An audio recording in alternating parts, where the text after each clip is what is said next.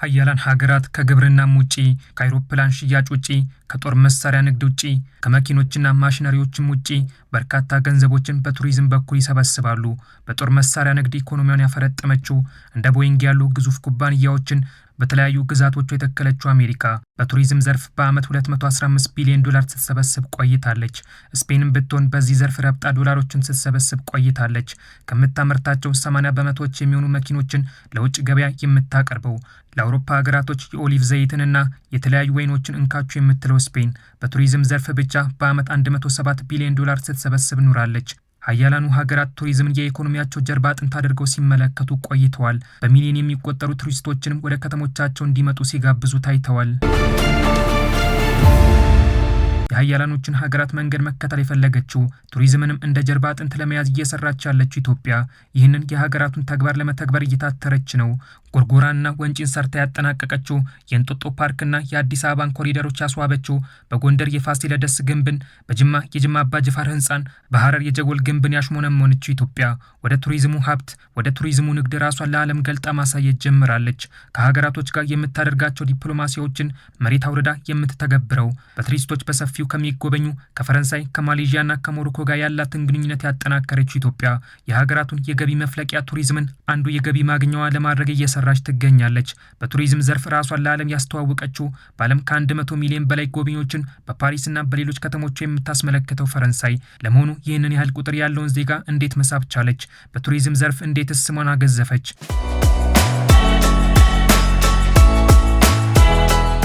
እንደ ኤሮስፔስ እና እንደ ኤርባስ ያሉ ግዙፍ ኩባንያዎች መገኛ የሆነችው ፈረንሳይ ከአውሮፕላን ሽያጭ ከፍተኛ ገቢ ብታገኝም ቱሪዝምን ግን አልተወችም። እንደ ሬኖና ፔጆ ያሉ ታዋቂ መኪኖችን በማምረት ለዓለም ገበያ የምታቀርበው መድኃኒትና የሕክምና እቃዎች ወደ ውጭ ሀገራት የምትልከው ፈረንሳይ ቱሪዝሙን ግን አልዘነጋችም። ፈረንሳይ የሚለውን ስሟን እንደ ብራንድ የገነባችው ፓሪስ ዛሬ ላይ የቱሪስቶች መክተሚያ ሆናለች። ዘላንድ ኦፍ ኦሪጂን የሚለውን ስያሜዋን እንደ ብራንድ እየተጠቀመች ያለችው ኢትዮጵያ የቱሪስቶችን ቀልብ ለመሳብ እየሞከረች ነው። ፈረንሳይ ፓሪስን የፍቅር ከተማ አስብላ በዓለም ላይ ካሉ የፍቅርና የቅንጦት ከተሞች ቀዳሚ አድርጋ ስታስተዋውቅ ኢትዮጵያም እንደ ስሟ እያበበች በርካቶችንም እያስደመመች ያለችውን አዲስ አበባን የፍቅር ከተማ ለማድረግ እየታተረች ነው። ቱሪስቶችን ለመሳብ ትልልቅ ዓለም አቀፍ ትዕይንቶችንና ውድድሮችን በማስተናገድ ሁልጊዜም በዓለም ሚዲያ ላይ ትኩረትን የምትስበው ፈረንሳይ የፊልም ፌስቲቫል፣ ሳምንታዊ የፓሪስ ፋሽን ውድድር እንዲሁም የቱር ደር ፍራንስ ያሉ የብስክሌት ውድድሮችን በየዓመቱ በሚሊዮን የሚቆጠሩ ሰዎች ታድመው እንዲመለከቱ በማድረግ የቱሪስቶችን ቀልብ ስትስብ ቆይታለች። ከ2 ዓመት በፊት በ2024 የፓሪስ ኦሎምፒክን ያስተናገደችው ፈረንሳይ ያላትን የቱሪስት መሰረተ ልማት በከፍተኛ ደረጃ እንድታሳድግና ይበልጥ ተወዳጅ እንድትሆን አድርጓታል። የአፍሪካ ዋንጫን ለማስተናገድ የቱሪስቶችን ቁጥር መጨመር የፈለገችው ለዚህም ስትል እንደ አደይ አበባና ባህር ዳር ያሉ ዓለም አቀፍ ስታዲየሞችን እያዘመነች ያለችው ኢትዮጵያ በርካታ ዓለም አቀፍ ጉባኤዎችን በማስተናገድ የሀያላን ሀገራት መሪዎች ማረፊያ መሆን ከጀመረች ቆይታለች። ከፍተኛ ባለስልጣናቶችም የአድናቆት ቃላትን መቀበል ከጀመረች ሰነባብታለች። ፈረንሳይ በዓለም ላይ በየዓመቱ ከፍተኛ ቁጥር ያለው ጎብኚ የምትቀበል ቀዳሚዋ ሀገር መሆኗ እሙን ሲሆን ይህንን ለማድረግ በርካታ ስራዎችን ሰርታለች። ታሪካዊ ቦታዎችን ማለትም እንደ ኤፊል ታወርና ሉቨር ሙዚየም በማዘመን ቱሪስቶችን ስትስብ ቆይታለች። የምትገነባቸውን ህንፃዎች ዘመናዊ እያደረገች ያለችው ኢትዮጵያ ከለውጡ ማግስት በኋላ ለህንፃዎቿ ትኩረት ሰጥታ መስራት ጀምራለች። እንደ ፈረንሳይ በርካታ ቱሪስቶችን ወደ ከተማ እንዲመጡ ያደረገችው ማሌዥያ ከፈረንጆቹ አቆጣጠር 1999 ጀምሮ ለቱሪዝም ዘርፍ ትኩረት ሰጥታ ስትሰራ ቆይታለች። ማሌዥያ እውነተኛ ኤሲያ የሚለውን ስያሜ ለራሷ በመስጠት ውበቷን ለዓለም ያሳየች ሲሆን ቻይናውያንን፣ ህንዳውያንን፣ ሌሎች የራሷን ዜጎች በአንድ ላይ በማኖር ተወዳጅነትን አትርፋለች። ይህንን አንድነት ወደ ማሌዥያ ከመጣችሁ መላው ኤሲያን በአንድ ሀገር ማየት ትችላላችሁ በማለትም ራሷን ለዓለም ስታስተዋውቅ ቆይታለች። ከ80 በላይ የተለያዩ ቋንቋ ተናጋሪ ብሔሮችን በምድሯ ውስጥ ያሰፈረች እንኳንስ ሰው ሰራሽ ስራዎቿ ይቀርና ተፈጥሯዊ ውበቷ ለጎብኚዎች ምቹ እንዲሆን ተደርጋ የተፈጠረችው ኢትዮጵያ ቱሪስቶች እነዚህን ሀብቶቿ እንዲያዩላት ስራ የሚሰሩላት ልጆቿን ትፈልጋለች። ጥቂት ኢትዮጵያውያን በየቦታው እየዞራችሁ በእግር እየተጓዛችሁ በማይመች ሁኔታ ኢትዮጵያውያን ሀገራቸውን ሀብታቸውን እንዲያውቁ ጥረት የምታደርጉት ነገር ገዥ ስለሆነና ሪኮግናይዝ መደረግም ስላለበት ጭምር ነው። እንደዚህ አይነት ወጣቶች እየበዙ ሲሄዱ አገር የሚወዱ አገር የሚያደንቁ አገር የሚያዩ አገር የሚያሳዩ ሲኖሩ ፕሮሞሽኑ ያድጋል፣ አገራችንን እናውቃለን። በዛው ተጠቃሚነት እየሰፋ ይሄዳል። ከ39 ሚሊዮን በላይ የውጭ ጎብኚዎች በከተሞቿ እንዲመላለሱ ያደረገችው ማሌዥያ ተፈጥሯንና የባህር ዳርቻዋን ተጠቅማ የቱሪስቶችን ቀልብ ስባለች። እንደ ቦርኒዮ ያሉ ደኖችን አስውባና ሳምራ ለጎብኚዎች ምቹ አድርጋ ሰርታለች። ኢትዮጵያም ተፈጥሯዊ ውበቶቿን በመጠቀም ቱሪስቶቿን ለመሳብ እየሞከረች ነው። በባሌ ደረጃ በዓለም ላይ በአንድ አቅራቢያ ሁሉም ነገር ያለው ሰፈር፣ መንደር፣ ሀገር አለ ብዬ ነው ያላምነው። በጣም ብዙ ሀገራት አይቻለሁ። ይሁነኝ ብዬ ለመማርም ጎበኛለሁ። እንደ ባሌ አይነት ሀገር እስካሁን አይቻለሁ።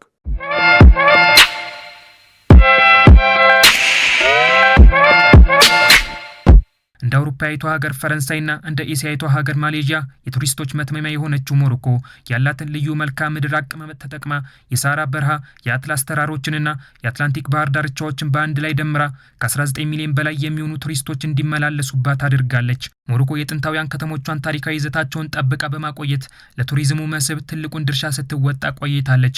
ሀገሪቱ ጠባብ መንገዶቿን በማስዋብ ባህላዊ ገበያዎችና ሱቆች ሳይበረዙ ጠብቃ በማቆየት ቱሪስቶች እውነተኛና ልዩ የባህል ተሞክሮ እንዲያገኙ አድርጋለች። ከሞሮኮ ጋር ዲፕሎማሲያዊ ግንኙነቷን ያጠናከረች ኢትዮጵያ የሐረርን አስታራቂ መንገድ አንጽታ ጥንታዊ ህንፃዎችን አስውባና አሳምራ ከሀገር የወጡ ቅርሶችን አስመልሳ ለቱሪዝሙ እድገት አሁንም መታተሯን ቀጥላለች። ከ35 በላይ ከኢትዮጵያ በተለያየ ዘመን የተወሰዱ ቅርሶች አስመልሰናል። እንኳን ልናጠፋ የተሰረቁ፣ የተዘረፉ፣ የጠፉትም አስመልሰናል። ገናም ብዙ ንግግር ላይ ያሉ አሉ። ቱሪስቶችን ወደ ምድሯ ለመሳብ በአፍሪካ የመጀመሪያውን የአልቦርቃ ፈጣን ባቡር መስመር ዘርግታ ቱሪስቶች ከታንጀር ወደ ካዛብላንካና ራባት ከተማ በቀላሉና በደቂቃዎች ውስጥ እንዲጓዙ አድርጋለች። አዲስ አበባን ከክልል ከተሞች ጋር የሚያገናኙ እንደ አዳማና ሐዋሳ ያሉ ፈጣን መንገዶችን የሰራችው ኢትዮጵያ በቱሪዝሙ ዘርፍ ከሀያላን ሀገራት ተርታ ስሟን ለማስፈር ጉዞዋን ጀምራለች። ለቱሪስቶች ምቹ የሆነ የአገልግሎት አሰጣጥን የፈጠረችው ሞሮኮ በ2006 ከአውሮፓ ሀገራት ጋር ኦፕን ስካይ አግሪመንት የተሰኘ ለአውሮፕላኖች ነፃ የአየር በረራ ፍቃድ የሚሰጥ ስምምነት በማድረግ ቱሪዝሟን አንድ እርምጃ ወደፊት እንዲያድግ አድርጋለች። ዜጎች ከአውሮፓ ተነስተው በቅናሽ ዋጋ ከ2 እስከ 3 ባሉ ሰዓታት ውስጥ ወደ ሞሮኮ እንዲገቡም ሰርታለች። ከአፍሪካ ሀገራቶች ጋር ነፃ የንግድ ቀጠና ትስስር ውስጥ የገባችው ከኬንያ ጋር ድንበርም ከፍታ ዜጎች የየብስ ጉዞ እንዲያደርጉ ያደረገችው ኢትዮጵያ ቱሪዝሟን ከፍ ለማድረግ አሁን መታተሯን ቀጥላለች። ከአፍሪካ እስከ ኤዥያ፣ ከአውሮፓ እስከ መካከለኛው ምስራቅ ያሉ ሀገራት ፊታቸውን ወደ ቱሪዝም ዘርፍ ካዞሩ ዓመታት ተቆጥረዋል።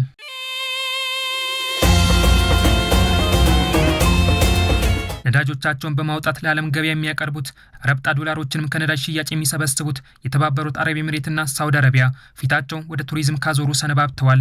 አሁን ከነዳጅ ሽያጭ በበለጠ ከባንክ ኢንዱስትሪም ባለፈ በቱሪዝሙ ትልቁን ገቢ እያገኘች ያለችው ዩናይትድ አረብ ኤሚሬት ነን ኦይል ኢኮኖሚ የሚል ስያሜ አጽድቃ በቱሪዝም ዘርፍ ላይ የተለያዩ ስራዎችን ስትሰራ የቆየች ሲሆን አሁን ላይ በነዳጅ ሽያጭ ከምታገኘው ገቢ በበለጠ ከቱሪዝሙ ዘርፍ በርካታ ገንዘቦችን መሰብሰብ ጀምራለች።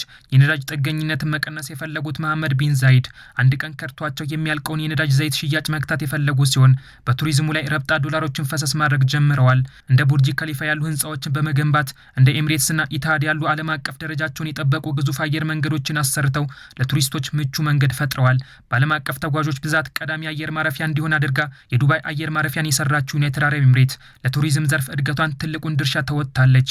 እንደ የተባበሩት አረብ ኤሚሬት በቱሪስቶች በስፋት መጎብኘት የምትፈልገው የውጭ ዜጎችን መዋያና መሰንበቻ መሆን ህልሟ አድርጋ እየሰራች ያለችው ኢትዮጵያ ከአፍሪካ ትልቁን የቢሾፍቱን አየር ማረፊያ ለመገንባት ለቱሪዝም እድገቷ ትልቁን የቤት ስራ ለመወጣት በቢሾፍቱ የ12 ቢሊዮን ዶላር ግዙፍ ፕሮጀክት መስራት ጀምራለች።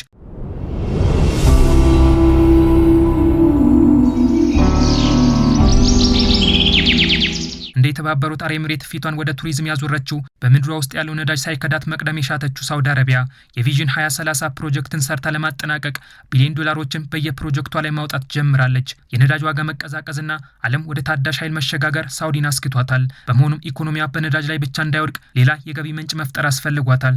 ይህም የ2030 እቅድ እንድታወጣ አድርጓታል። በርካታ ወጣቶችን የያዘችው ሳውዲ አረቢያ ለወጣት ልጆቿ የስራ ዕድል ለመፍጠር ቱሪዝም ላይ ትኩረት አድርጋለች። እንደ ሳውዲ አረቢያ በርካታ ወጣቶችን የያዘች ኢትዮጵያ ለምን በቱሪዝም ላይ ፊቷን እንዳዞረች በርካታ ገንዘቦችንም ለምን ፈሰስ እያደረገች እንደሆነ ሳውዲ አረቢያ ማሳያ ነች። በስራ ዕድል ፈጠራ ውስጥም ቱሪዝም ያለው ሚና ከፍተኛ ነው።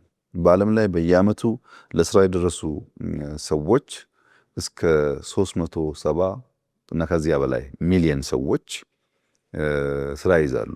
370 ሚሊዮን ሰው ቱሪዝም ሴክተር ስራ ከያዘ ከዚች ውስጥ የተወሰነች ፐርሰንት ብንጋራ የኛ ሁኔታ ይቀይረዋል። በአመት 10.9% ስራ የሚገኘው ከቱሪዝም ሴክተር ነው። ሀያላን ሀገራትን በቱሪዝም ዘርፍ ከፍ ባለ ቦታ እንዲቀመጡ ያደረጋቸውን በርካታ ዜጎችም ወደ ምድራቸው እንዲመላለሱ ምክንያት የሆናቸውን ተግባር እየከወነች ያለችው ኢትዮጵያ በቱሪዝም ዘርፍ ላይ የምትሰራውን ስራ አሁንም አጠናክራ ቀጥላለች።